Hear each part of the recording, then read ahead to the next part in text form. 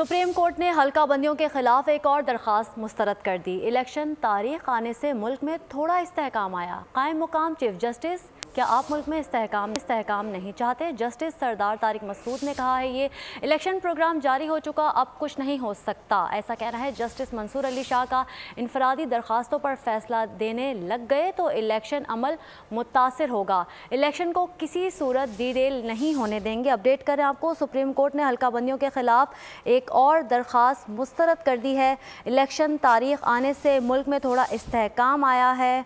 जुल्करनैन इकबाल से मजीद जानते हैं। जुल्करनैन, बताइएगा। देखिए, ये बलूचिस्तान का सूबाई हल्का है कि 12 उसकी हल्का बंदी को चैलेंज किया गया था। पहले बलूचिस्तान हाई कोर्ट में वहां से दरखास्त खारिज हुई, जिसके खिलाफ अपील सुप्रीम कोर्ट में दायर की गई थी और आज सुप्रीम कोर्ट ने भी अपील को नाकाबिल समाअत करार देते हुए खारिज कर दिया है। कायम मकाम चीफ जस्टिस सरदार तारिक का कहना है कि आम इंतखाबात से मुल्क में इस्तेहकाम आता है, तो क्या दरखास्त गुजार मुल्क में इस्तेहकाम नहीं चाहते।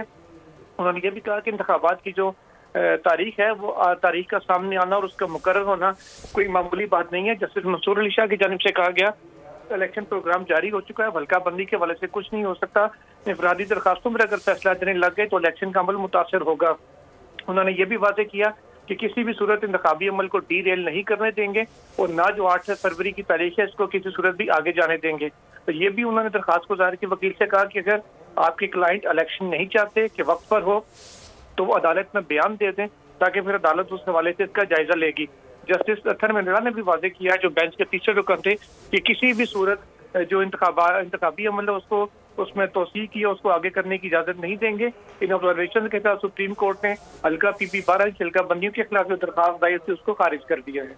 सुप्रीम कोर्ट ने हल्का बंदियों के खिलाफ एक और दरखास्त मुस्तरद कर दी है। जुल्करनैन इकबाल हमें अपडेट कर रहे थे, आपका शुक्रिया। सब्सक्राइब करें और बेल दबाएं ताकि कोई खबर रह न जाए।